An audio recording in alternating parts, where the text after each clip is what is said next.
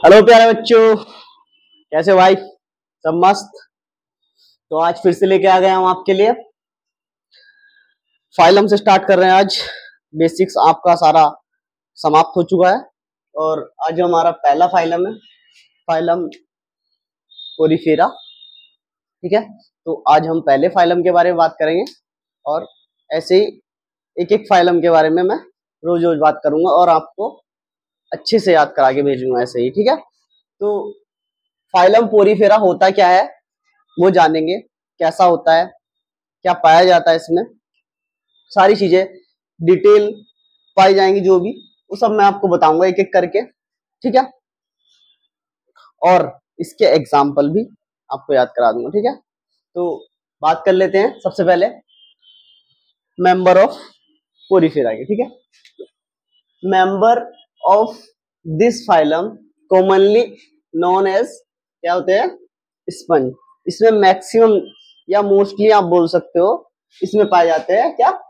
Sponge पाए जाते हैं। ठीक है, तो ये याद रखना, इसमें स्पंज पाए जाते हैं। ठीक है, और ये कैसे होते हैं? ससाइल होते हैं। ससाइल क्यों होते हैं? ससाइल देखा ना आपको, आपने ऐसे हाइड्रा का स्ट्रक्चर देखा होगा थोड़ा ऐसे, इसमें से ऐसे ऐसे कुछ स्ट्रक्चर निकले रहते हैं। ठीक है, मान लीजिए हाइड्रा का स्ट्रक्चर है और इसमें से कुछ ऐसे ऐसे स्ट्रक्चर निकल रहे हैं। ठीक है, तो इनकी वजह से इनको बोला जाता है ससाइल। ससाइल क्यों बोला जाता है? इनकी वजह से। ठीक है, और ये काम क्या करते हैं? ये अटैच कराने का काम करते हैं ओशियन के फ्लोर से। ओशियन की जो सरफेस होती है उससे अटैच कराने का काम ये करते हैं। ठीक है, सब्सट्रेशन यही बताया इसमें। अब अगर हम इसके हैबिटाट की बात करें तो ये दोनों हैबिटाट में आपको मिल सकते हैं, जैसे कि एक्वेटिक। एक्वेटिक में दो हैबिटाट आपको मैंने बताए हैं, मराइन और फ्रेश। मोस्टली जो पाए जाते हैं ये कैसे पाए जाते हैं? मराइन में, और कुछ जो होते हैं वो फ्रेश में पाए जाते हैं। ठीक है, तो ये आप याद रखना। ठीक है, level of organisation. Level of organisation मैंने आपको इसका बहुत अच्छे से बताया है कई बारी कि लेवल ऑफ ऑर्गेनाइजेशन क्या होता है इसका? सेलुलर लेवल होता है। और ये कैसे होते हैं? प्रिमिटिव। प्रिमिटिव कैसे होते हैं? Multi cellular. मतलब हमारे सबसे ज्यादा पुराने जो चीजें थी एनिमल्स में ये यही थे। ठीक है, क्या थी? यहाँ से फाइलम स्टार्ट हुआ, वहां से यही थी सबसे पुरानी, क्या? प्रिमिटिव थे सबसे ज्यादा। ठीक है, और सिमेट्री की बात करें इनकी तो मोस्टली कैसे होते हैं? एसिमेट्रिकल। इसमें क्या लिखा है? Mostly asymmetrical. ऐसा नहीं लिखा कहीं भी कि सारे के सारे एसिमेट्रिकल होते हैं, कुछ हो सकते हैं जो रेडियल या बायलेटरल सिमेट्री वाले भी हो इसमें। ठीक है, तो मोस्टली कैसे होते हैं? एसिमेट्रिकल। ठीक है, डाइजेशन की बात कर लें तो इंटरसेलुलर होता है। रेस्पिरेशन की बात करें, सॉरी, रेस्पिरेशन की बात करें तो कैसे होगा? जर्नल बॉडी सरफेस से। ये कोई भी ऑर्गन यूज नहीं करते, ऐसा मतलब जैसे आपके लिए लंग्स है, आप तो लंग्स से लेते हो ना सांस, तो आपके लिए तो लंग्स है, इनके लिए कुछ भी ऐसा ऑर्गन नहीं होता जिससे ये अपना सांस ले सके। इनके लिए क्या होती है? जर्नल बॉडी सरफेस, अपनी बॉडी सरफेस से ही अपना रेस्पिरेशन करते हैं। ठीक है, रिप्रोडक्शन की बात करें, रिप्रोडक्शन में इसका बहुत ज्यादा ब्रॉड है। रिप्रोडक्शन में इसके हार्मोफोडाइड हो सकते हैं। हार्मोफोडाइड मतलब मेल और फीमेल एक ही में पाए जाना। बाइसेक्सुअल का मतलब वही वही होता है, और मोनोसियस का मतलब भी वही होता है। ठीक है, सेक्सुअल जो पाया जाता है इसका वो बोथ पाए जाते हैं एक ही में, और असेक्सुअल में पाए जाते हैं। जो इनका एसेक्सुअल रिप्रोडक्शन होता है वो होता है फ्रेगमेंटेशन के द्वारा। ठीक है, किसके द्वारा? फ्रेगमेंटेशन के। ये मैंने पिछले क्लासेस में भी आपको बताया फ्रेगमेंटेशन क्या होता है। ठीक है, तो इसमें आपको डाउट नहीं आना चाहिए बिल्कुल भी। बात करें इनके फर्टिलाइजेशन की तो फर्टिलाइजेशन इनका ऐसा होता है, इंटरनल होता है। ठीक है, और डेवलपमेंट इनडायरेक्टली होता है विया लार्वल स्टेज, मतलब लार्वल स्टेज में पाई जाएगी। अगर डायरेक्ट होगा तो लार्वल स्टेज नहीं पाई जाती। ठीक है, कुछ क्या होता है, इनकी जो स्केलेटन होती है उसको सपोर्ट के लिए इनके पास कुछ कैल्शियम और सिलिकॉन के बने हुए क्या होते हैं? स्पिक्यूज और स्पॉन्जिन फाइबर्स होते हैं। ठीक है, स्पिक्यूज और स्पॉन्जिन फाइबर जैसे आपको दिख रहा है ना, ये बना है मैंने साइकन का स्ट्रक्चर। ठीक है, ये जो होता है इनकी बॉडी को, इनके स्केलेटन को सीधा खड़े रखने में इनका क्या करता है? हेल्प करता है। जो बने होते हैं कैल्शियम सिलिकॉन के, इनके बोलते हैं स्पिक्यूल्स या स्पॉन्जिन फाइबर्स। ठीक है, आया समझ? आया कि नहीं? अरे बताओ, आया? ठीक है, तो ये हो गया। और इनके लार्वल स्टेज जो होती है वो मॉर्फोलॉजिकली डिस्टिंक्ट होती है इससे, अडल्ट से, मतलब अपने जो अडल्ट वाले स्पंज होते हैं और जो छोटे वाले होते हैं वो उससे डिफरेंस होते हैं थोड़े से, ठीक है, डिस्टिंक्ट करते हैं मॉर्फोलॉजिकली, देखने में आपको लगेगा कि ये थोड़े से अलग है, ठीक है। तो ये हो गया आपका बेसिक। अब मेन चीज क्या है, मेन चीज यहाँ है, क्योंकि यही जो है ना क्वेश्चन अगर आएगा इसका, तो मैं 100/100 कह सकता हूं कि यहां से आएगा या इसके एग्जाम्पल से आएगा, ठीक है। तो देखिए बेटा, इसके पास एक स्ट्रक्चर होती है जिसको हम कोएनोसाइट बोलते हैं या कॉलर सेल बोलते हैं, ठीक है। तो उसी का स्ट्रक्चर है। इसमें क्या होता है,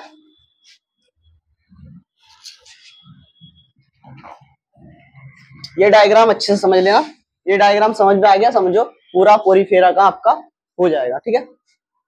इसमें क्या होता है, इसमें जो स्ट्रक्चर होती है, इसमें क्या होता है, एक ओस्टिया नाम की स्ट्रक्चर होती है, यहाँ छोटे छोटे क्या होते हैं, छेद होते हैं, ऐसे सुराग होते हैं, छोटे छोटे पोर्स होते हैं, ठीक है, ऐसे छोटे छोटे पोर्स होते हैं, ठीक है, जिनको हम बोलते हैं मिड स्पोर, ठीक है, मिड स्पोर।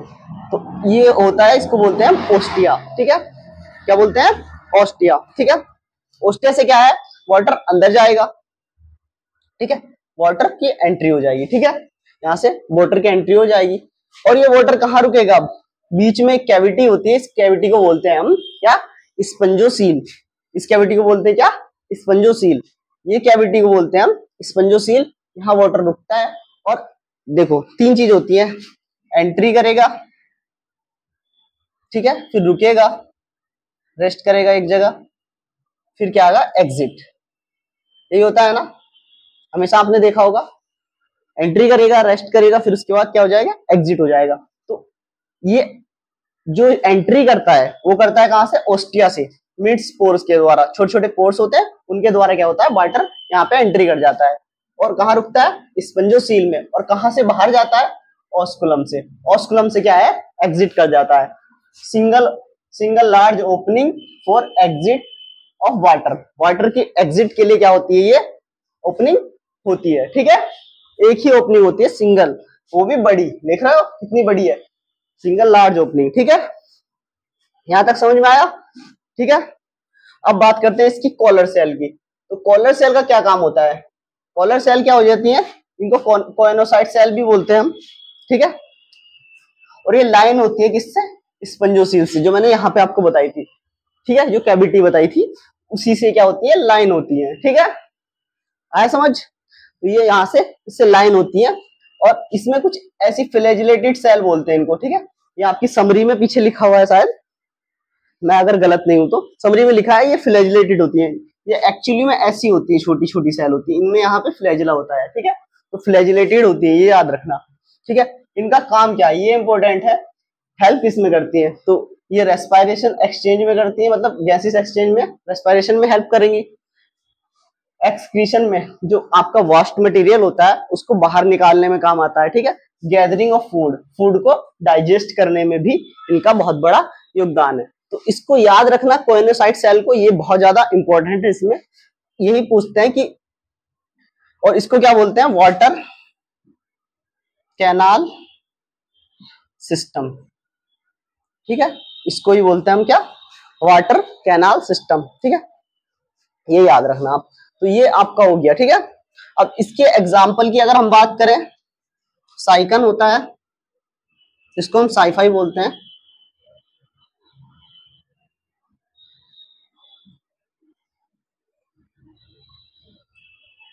स्काइफा, ठीक है, स्काइफा बोलते हैं, ठीक है। स्पोंजिला होता है, फ्रेश वाटर स्पंज बोलते हैं इसको हम, फ्रेश वाटर स्पंज, ठीक है, ठीक है। साइकन, साइफा, ठीक है, ये इसके 3 क्या है, एग्जाम्पल है, ठीक है। तो ये याद रखना बहुत अच्छे से, ठीक है, इसको आप याद कर लेना। सबसे महत्वपूर्ण जो चीजें हैं इसमें, मोस्टली प्रिमिटिव होते हैं, सबसे पहले तो ये याद रखना, सबसे ज्यादा एनिमल्स के, ठीक है। और जो इनमें कॉमन होता है मोस्टली स्पंज, वो ससाइल होता है। और ससाइल इसलिए होता है क्योंकि उसको ओशियन की जो सरफेस होती है, फ्लोर होता है, उस पर अटैच होने के लिए उसकी जरूरत पड़ती है। ठीक है, ये याद रखना। सेलुलाइजेशन मैंने आपको पढ़ा दिया है। सिमेट्री आपको मैंने बता दी, कोई सिमेट्री नहीं पाई जाती, बट ऐसा नहीं कह सकते कि सब में नहीं पाई जाती, ये मैंने बोला जनरली नहीं पाई जाती। ठीक है, तो ये याद रखना।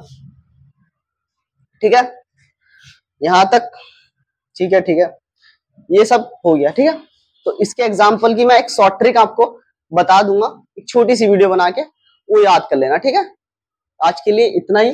ये चीजें अगर आपको नहीं समझ में आई तो एक बार दोबारा से मैं आपको बता दे रहा हूं थोड़ा सा, क्योंकि ये डायग्राम बहुत ज्यादा इंपॉर्टेंट है। ये याद रखना कि आपकी मिड स्पोर होते हैं जिन्हें ओस्टिया बोलते हैं, यहाँ से वाटर एंटर होता है और आपकी कैविटी में रुक जाते हैं स्पंजोसील में, और यहाँ से निकल जाते हैं किससे, एक सिंगल लार्ज ओपनिंग से, इसको बोलते हैं ऑस्कुलम। ये चीजें याद रखना। दूसरी बात, ये चीजें याद रखना, कॉलर सेल का काम क्या क्या होता है। कॉलर सेल या कोइनोसाइट सेल, ठीक है, कैसे लाइन होती है, स्पंजोसील से लाइन होती है। इसका काम क्या होता है, रेस्पिरेशन, एक्सचेंज ऑफ गैसेस में काम आती है, एक्सक्रीशन जो वास्ट मटेरियल को निकालने के काम आती है, और गैदरिंग ऑफ फूड। ठीक है, इसके सारे ये फंक्शन भी याद रखना। ठीक है, बाकी और कुछ इंपॉर्टेंट नहीं इतना, इसके सारे फंक्शन याद रखना, और ये इसकी जो एंट्री और एग्जिट है और जहां पानी रुकता है ये याद रखना, और ये फ्लैजिलेटेड होती है ये याद रखना अच्छे से। और इसके जो भी एग्जाम्पल है उसकी मैं एक शॉर्ट ट्रिक आपको बना दे रहा हूँ, 1 मिनट की वीडियो आएगी, उसको आप अच्छे से देख लेना टेंशन फ्री होके। ठीक है, आज के लिए इतना ही। ठीक है, पेस बॉलिंग का नाम सुने हो ना, क्रिकेट देखते हो, चलो वो भी नहीं आता। जब हम किसी मुजरिम को लेके जाते हैं और अदालत में उसको बोला जाता है कि पेश कीजिए, उसी से याद आपको रख लेनी है। ठीक है, एकदम मस्त तरीके से याद रहेगी, रटना नहीं पड़ेगा आपको। ठीक है, तो आपका यहाँ पी से हो जाएगा वही जो फाइलम का नाम है, पोरीफेरा। ठीक है, ई से हो जाएगा यूस्पोंजिया। ठीक है, एस से हो जाएगा आपका साइकन, और सेकंड एस से हो जाएगा आपका स्पॉन्जिला। ठीक है, अब इनके कुछ कॉमन नेम भी दिए हुए हैं, जैसे यूस्पोंजिया का बाथ स्पंज। बाथ स्पंज इसको इसलिए कहते हैं, जो पुरानी रानियां होती थी, क्वींस होती थी, वो इसको नहाने के लिए उपयोग करती थी। ठीक है, जैसे साइकन का साइफा। ठीक है, मैं तो इसे साइफा पढ़ता हूँ, वैसे स्काइफा पढ़ते हैं लोग कहीं। ठीक है, और स्पॉन्जिला को फ्रेश वाटर स्पंज भी बोलते हैं।